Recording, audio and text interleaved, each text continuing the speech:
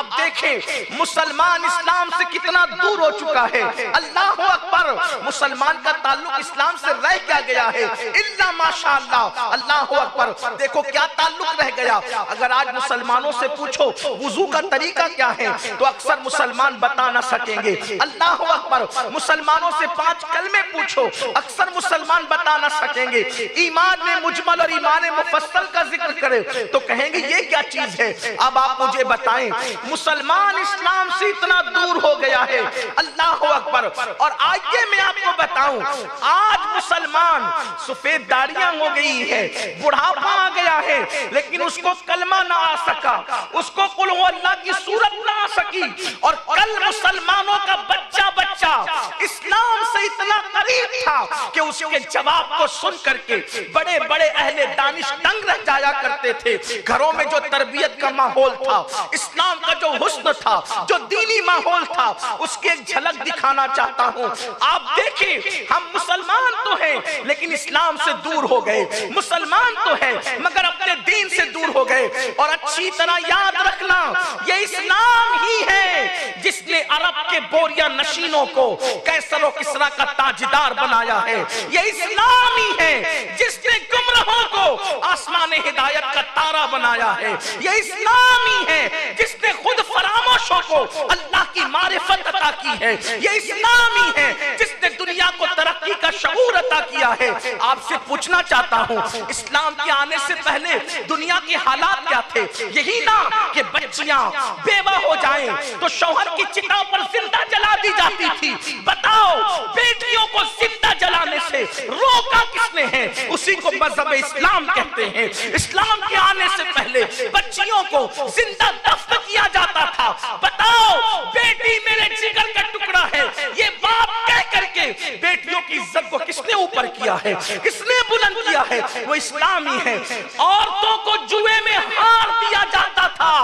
بیوی تیرے گھر کی جنت ہے یہ تصور کس نے دیا ہے؟ یہ تصور اسلام نے عطا فرمایا ہے. لیکن اللہ اکبر آج ہم اسلام کی قدر نہیں کر رہے ہیں, اسلام سے کوسوں دور ہیں. لیکن آؤ آج ہمارے بوڑھوں کو بھی اسلام نہیں پتا, آج ہمارے جوانوں کو بھی اسلام نہیں پتا. اور ایک وقت وہ تھا ہمارے چھوٹے چھوٹے بچے ان کی تربیت گھروں میں کیسے کی جاتی تھی کہ ان کو اسلام کتنا معلوم ہوتا تھا, ان کو دین کتنا معلوم ہوتا تھا, ان کو دین کی اہمیت کتنی پتہ ہوتی تھی. آئیے اس کے ایک جھلک دیکھتے ہیں اور اس کے بعد پھر آگے بڑھتے ہیں اور اللہ سے دعا کرتے ہیں اے اللہ پھر وہی ماحول عطا کر دے, پھر وہی راتیں عطا کر دے, پھر وہی باتیں عطا کر دے, پھر وہی صبح عطا کر دے, پھر وہی شام عطا کر دے, پھر وہی ماں باپ عطا کر دے, پھر وہی اولاد عطا کر دے.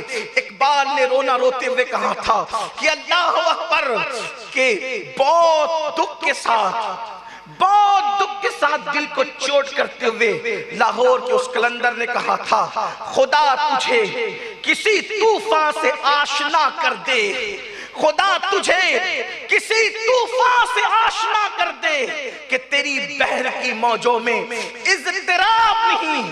ہماری بحر کی موجیں اس وقت ٹھنڈی پڑ چکی ہے, سونی ہو چکی ہے. اگر آج چھوٹے چھوٹے کم ظرف لوگ بھی, بے اوقات لوگ بھی اگر قوم مسلم کو مارنے کاٹنے اور آنکھ دکھانے کی بات کرتے ہیں اس کی سب سے بڑی وجہ یہ ہے کہ مسلمانوں کے پاس اسلامی جذبہ ختم ہو رہا ہے.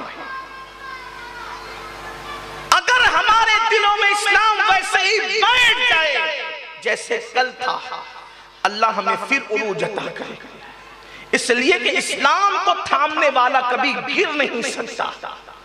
جو مذہب انسان کو اللہ تک پہنچا دیتا ہے ترقی کی حیثیت کیا ہے, ترقی کی اوقات کیا ہے؟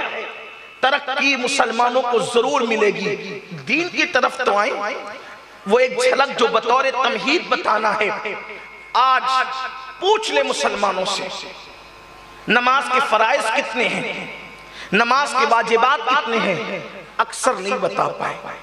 بلکہ اب تو حالات یہ ہیں اگر کسی دولہا کو کلمہ پڑھاتے ہیں تو مائک اپنے ہاتھ میں لے کر پڑھاتے ہیں کہ اس کے ہاتھ میں نہ دو, اس لیے کہ مائک میں پڑھے گا غلط پڑھے گا تو مذاق نہ بن جائے، تو اس کی آبرو بن جائے۔ اکثر جوانوں کو کلمہ پڑھنا نہیں آتا، اکثر جوانوں کو ایمان مجمل اور ایمان مفصل پڑھنا نہیں آتا، جو بنیاد ہے، بیسک ہے۔ یہ صورتحال ہے، اکثر لوگوں کو غسل نہیں آتا، یہ ہے۔ اور آؤ کل کا ماحول کیا تھا؟ لوگ کہتے ہیں کل ہم بادشاہ تھے، کل ہم تاجدار تھے، کل ہم ترقی یافتہ تھے، لوگ ہمارے غلام تھے، ہم دنیا کے امام تھے۔ آج لوگ ہمیں غلام بنا چکے ہیں۔ کل اور آج میں فرق کیا ہے؟ ہم بدلے، دور بدلا، اور آج ہم بدلیں گے، پھر دور بدلیں گے۔ اس لیے کہ قرآن کہتا ہے ان اللہ لا یغیر ما بقوم حتی یغیر ما بانفسہم، اللہ کسی قوم سے اس وقت تک نعمت نہیں چھینتا جب تک کہ وہ قوم خود ایسے حالات پیدا نہ کرے